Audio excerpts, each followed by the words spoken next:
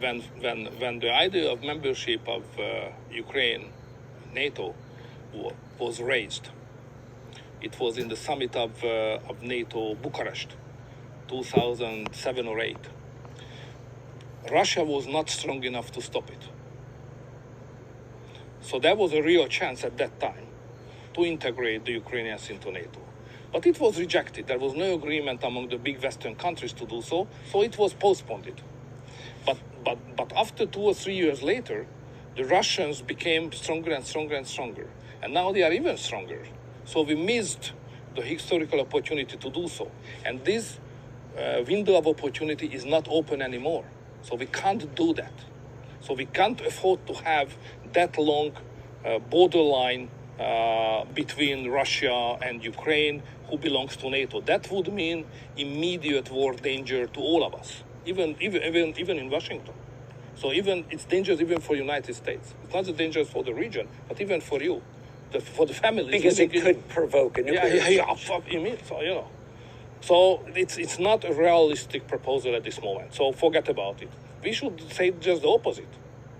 We should make a deal with the Russians on the new security architecture to provide security, sovereignty for Ukraine, but not membership in NATO.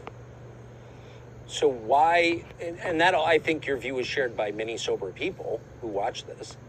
So why would the vice president say something like that at a moment when there were Russian troops massed on the Ukrainian border? It's difficult to follow the mindset of a big power like you are. So it's a different approach to everything than the approach of 10 million people of Hungary with the historical experience, knowing the Russians better than you know. You always think that you know better because of the Cold War, but it's not the case. They never occupied Washington. Yeah. You should ask us. How does it work? What is the way of thinking? What is the cultural context? So back to the piece, if you were in charge, or if Trump were to win in 2024, how would you approach that? What would it look like, the settlement? First, you should admit, probably publicly acknowledging, that the key is in your hand. So if United States would like to have a peace, next morning there is a peace.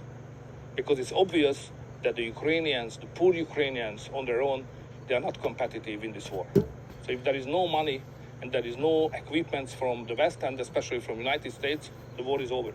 Yes. The solution is in your hand. It's in the hand of your president. The present one or the future one. But you will solve it. United States can do it, nobody else.